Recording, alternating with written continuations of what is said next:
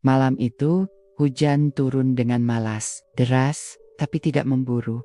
Seolah langit pun sedang ragu. Namaku Rani, seorang mahasiswi semester 3 di kota Yogyakarta. Saat itu, aku baru saja pindah ke kos baru, setelah kos lamaku kebakaran karena korsleting. Kos ini cukup murah, hanya 500.000 sebulan, letaknya agak masuk gang, dan sepi. Tapi pemiliknya ramah.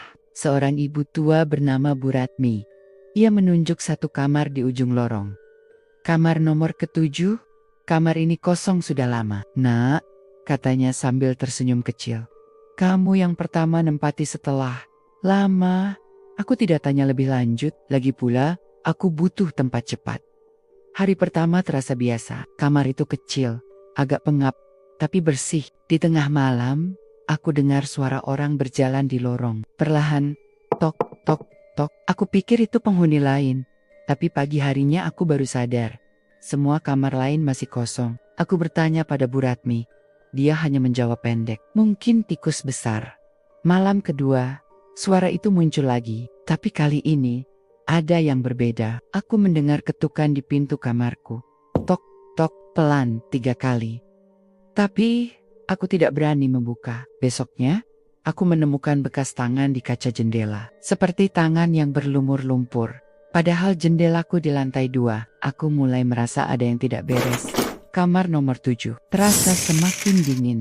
Bahkan saat matahari sedang terik sekalipun, aku coba menenangkan diri. Berpikir logis. Tapi malam ketiga, logika tidak lagi berlaku. Saat aku sedang setengah tidur, aku merasa seperti ada yang duduk di ujung kasur. Aku membuka mata pelan, tidak ada siapa-siapa.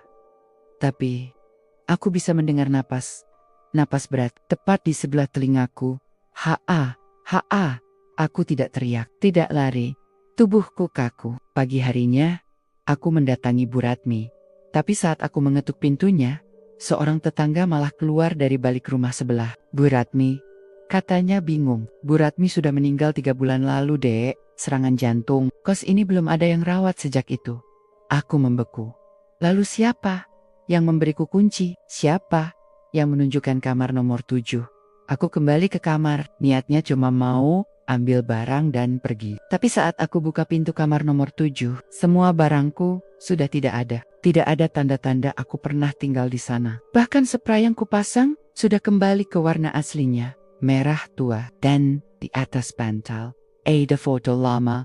Foto seorang gadis tidur di kasur di kamar nomor ke-7. Wajahnya mirip aku, sangat mirip. Tapi di belakang foto itu, ada tulisan tangan yang mulai pudar. Jangan buka pintu, jika diketuk 3 kali, tok, tok, tok. Suara itu kembali dari belakangku. Bukan dari luar kamar, tapi dari lemari kayu tua yang ada di sudut kamar. Aku melangkah mundur, napasku tercekat. Lemari itu perlahan bergetar. Tok, tok, tok. 3 ketukan. Lagi, aku tidak buka. Aku lari, menuruni tangga tua kos itu, menerobos hujan, dan tak pernah kembali lagi. Aku pindah ke tempat lain, lebih ramai, lebih terang.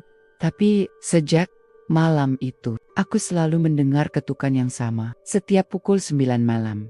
Dimanapun aku berada, tok, tok, tok. Selalu 3 kali. Selalu.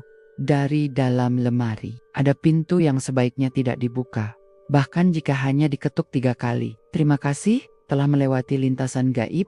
Jangan lupa tutup lemari malam ini. Jika kamu suka cerita ini, tekan like untuk menunjukkan bahwa kamu masih hidup. Tinggalkan komentar kalau kamu pernah mengalami kejadian serupa, dan bagikan cerita ini ke temanmu.